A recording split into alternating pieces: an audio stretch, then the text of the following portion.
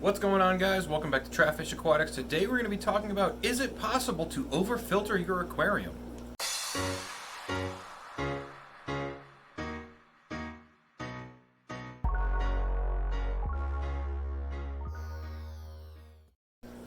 Alright guys, so overfiltering an aquarium, is it something that's possible? I see it asked a lot online. A lot of people are asking, can I overfilter this? Or is this too much filtration? Or how much is the right amount? And that's what I want to talk to you guys about today, because it is a very complex topic, but it's not very hard to understand once you understand how it works. What you need to understand is how bioload works and how bacteria grows to meet the bioload requirements. So by biological load, what I'm talking about is how much food you feed your fish and how much waste they produce from the amount of food that you feed, right? So as an example, I'm just going to say we have one fish in an aquarium. You feed that fish, and that fish produces 10 ammonia, right? Now, the bacteria that's colonized through your nitrogen cycle, we're going to say that you have a hang-on back filter, and that filter has 100 bacteria. So that 100 bacteria is capable of breaking down that ammonia into nitrite, then nitrate, right, in a 24-hour period, and that's how it breaks that down. So if you add a second fish, the ammonia, instead of being 10, is now 20. So your biological load has increased. The bacteria in your filter is going to have to bloom and recolonize so that it has more bacteria to handle the new biological load. So instead of having 100 bacteria, now you have 200 bacteria. And the bacteria doesn't just grow until it reaches an unlimited amount, right? And then die back. It only grows to meet the load that you're providing it. So now you have 200 beneficial bacteria to break down the 20 ammonia in a 24-hour period, and so on and so forth with adding more fish. Now, some people will recommend, hey, if you're adding more fish, you better make sure you add some more filtration. And that doesn't necessarily make a whole lot of difference in this situation, because if you have one hang-on back filter with your 200 bacteria, and you add another filter, this is going to have no bacteria because it's new. Right? So what's going to happen is this filter is going to start growing bacteria, and this one's going to have bacteria start dying off until you reach an equilibrium where each filter only has 100. And the reason for that is because the bacteria only grows to meet the load. Each filter isn't going to have 200, they're each only now going to have 100, but they're still going to be able to process the ammonia down to nitrate the same exact way. And essentially what you're doing is you're adding in redundancy to your filtration system, to where if one of those filters ever fails, the other one can pick up the load, increase the bacteria in there, and still be able to filter that tank properly. So adding filtration is always good in that aspect. Now, another reason I see people asking, do I need to add more filtration because I have cloudy water? Now, one thing to note, with cloudy water, 95% of the time you have cloudy water, it is a bacterial bloom, right? Adding more filtration is not going to make that go away. The only thing that's going to make that go away is essentially time and patience, because the bacteria is blooming because there's either been an ammonia spike or something has happened to throw off the cycle of that tank. The bacteria is blooming. Once it reaches the equilibrium to meet the bioload, it's going to colonize in your filter and on the surfaces in your aquarium, and the water is going to clear up. You do not have to throw a ton of money into filtration to try and make that water clear. You don't have to buy any chemical products to add to the water. It is going to go away on its own. I do have a video on how to clear up cloudy aquarium water, so you can go ahead and check that out. Link in the description for the other video. And that'll help you guys figure out what kind of cloudy water you're having, because the three most common kinds are bacterial bloom, green water, which is suspended algae in the water column, and particulate in your water. So go ahead and watch that video, link in description. Now, generally speaking, in an aquarium there are three different kinds of filtration, being biological, mechanical, and chemical filtration. And some of them are more important than others, and I'm going to talk about all three here. Now, the most important one is going to be your biological filtration, right? And for a vast majority of us on all of our aquariums, we have them way over-filtered for biological filtration, right? So most tanks, the filters that come with them or the filter we have on them houses enough bacteria to run the entire tank. Which is why a lot of tanks, like this 55-gallon back here, run solely on a sponge filter. Because the amount of surface area this has is very, very high and allows a lot of bacteria to grow on this, colonize, and keep that water healthy in that tank for that red devil. So that's why a lot of people like sponge filters, because the amount of biological filtration that this is able to achieve is very, very high. All right? That being said, most of the factory filters that you can purchase at a pet store or any aquarium-related store is going to be able to handle the biological load of aquarium that it is rated for or smaller. Right? So say you purchase a Penguin 350 and put it in a 55-gallon tank.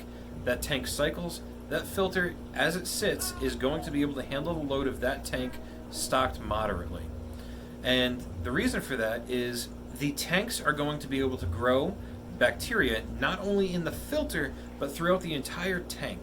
Right? So it's going to grow on all surfaces in the aquarium, being the glass, the substrate, the plants, the driftwood, the ornaments, anything that's in there, it's going to grow the bacteria.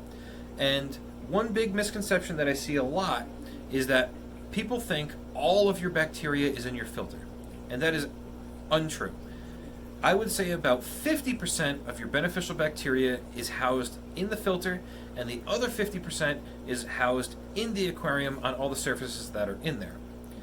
If you guys aren't familiar with LRBretz, right, go on YouTube, look up LRBretz. I'll leave a link in the description with his channel.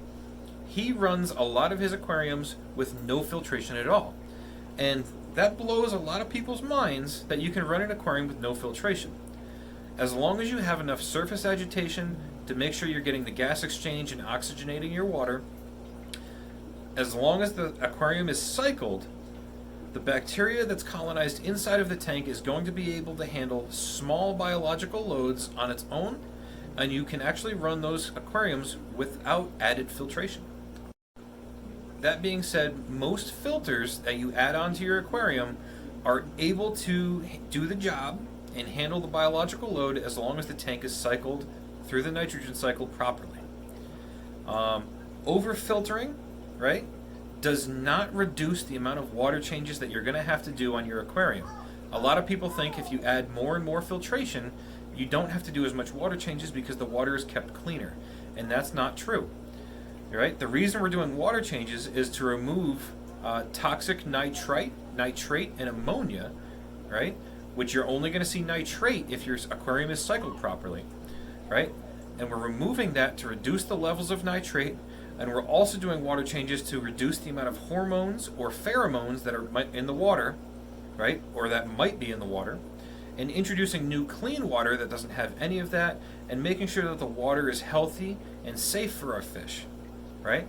So actually having filters, a bunch of filters, and just leaving them run and not cleaning them and doing the maintenance on those is actually doing more harm than good, even if the water is crystal clear. Just because water is crystal clear does not mean that that water is necessarily healthier than an aquarium that has a little bit of a haze to the water, right? Because the parameters on the clearer water could be worse than the parameters on the cloudy water. So just because it's clear doesn't necessarily mean that it's better. Now, talking about a little bit of particulate in the water with that cloudy water, the next kind of filtration that we're going to talk about is mechanical filtration. Now, this is the one that most people look at when they put on 6 or 7 canister filters on an aquarium because they want that water crystal clear and they want it to make it look like those fish are floating in the air and like there's no water in an aquarium at all. And mechanical filtration is the ability to pull particulate out of the water column. Heavy stocking is going to need a lot of the mechanical filtration and extra filtration.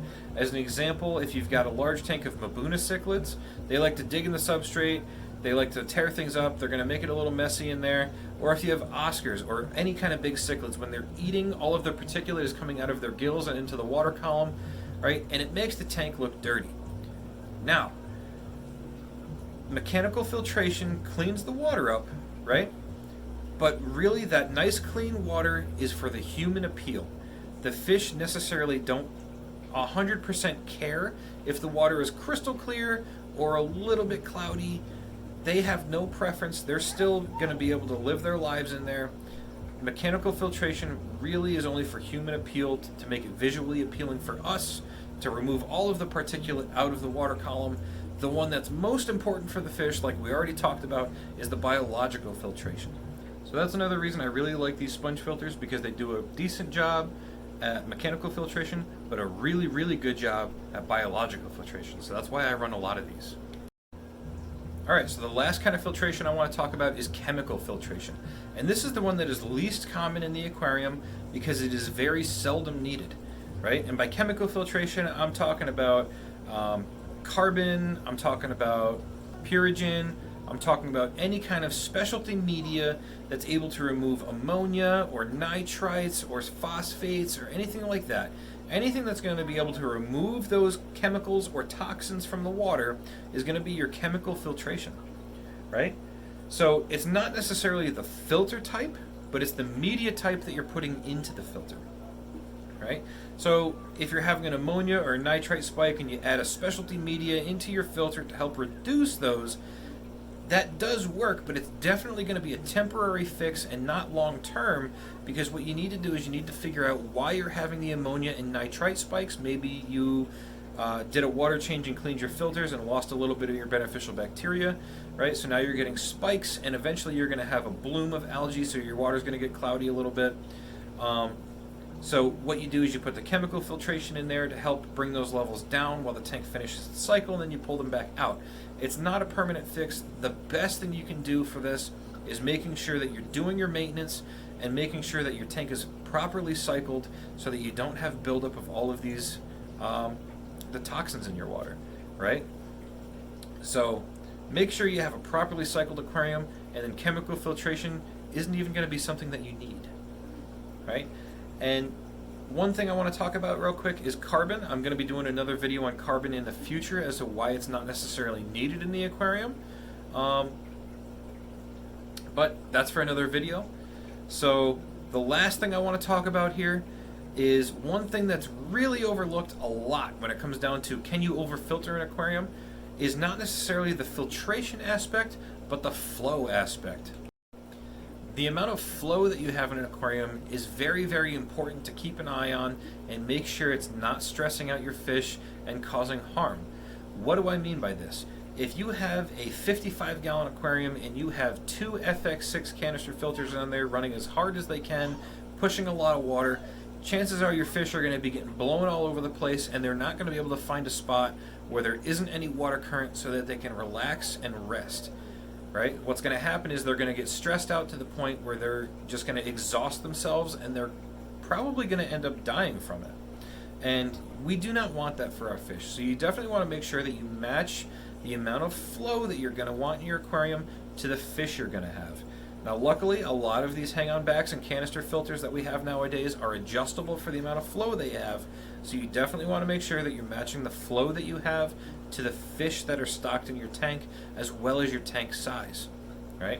You don't want to go and take a Fluval 406 canister filter like this and put it on this 10-gallon tank right here, because it's going to be taking these cherry barbs in here and blowing them all over, bouncing them off the glass, and it's going to end up killing them, because this canister filter is rated way too high for an aquarium that size, right? So in this aspect for flow, it is possible to overfilter an aquarium just because the flow is too strong for the aquarium that it's been put on. As far as biological filtration, you really can't overdo it, but it's not always necessary to have as much as you think you need, because it doesn't take a whole lot to be able to biologically filter an aquarium. So the last thing I want to talk about is going to be what is the best way you can set up your filters that you already have to provide the most amount of biological filtration, but also keep the water nice and clean so that you have an ideal environment for both you and your fish. And that would be, you can either take a hang-on back filter or a canister filter, and you take some sponge, cut it out to the size of either the cartridge or the compartments in your canister filter, load it up with sponge, but then also use a little bit of filter floss in there, And what that's going to do is it's going to provide as much room as possible for your beneficial bacteria to grow and colonize, so that you have enough there if you need to increase the amount of bacteria that you have, right? Because you added more fish or something like that. And it's also going to be able to filter out the fine particulate in the water to keep the water column nice and clean. So sponge and filter floss is going to keep your aquarium nice and clean, clean water column, clean water for your fish, do your water changes, and you are not going to have a single issue with filtration in your aquarium. So that's it for this video, guys. Thank you guys for watching Trap Fish Aquatics, and I will see you in the next video.